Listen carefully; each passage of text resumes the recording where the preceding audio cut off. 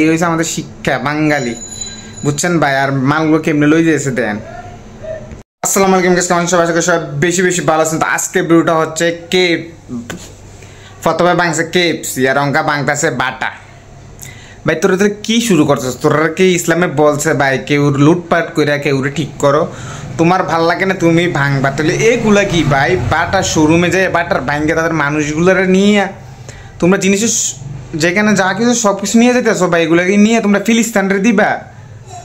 তোমরা পকেট বড় করো? তোমরা কার লেগে নামছো? নিজের স্বার্থর লেগে বয়কট করো, কোনো ম্যাটার না। বাট এগুলো তো ঠিক নাই ভাই। এগুলো কারা করে? যারা মূর্খ জাতি, যারা চোর। আমরা তো আমাদের দেশের ভাইদের জন্য, মুসলিম ভাইদের জন্য নামছি, তাহলে আমাদের কেন আজকে এই অবস্থা? কি ভাই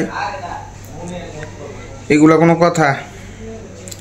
এগুলা কোনো মানে হয় না ভাই। বাংলাদেশের মানুষ আপনার যারা করলেন এগুলো কোনো দেশের এটা মেনে নিবে না ভাই। এগুলো কাজে না ভাই।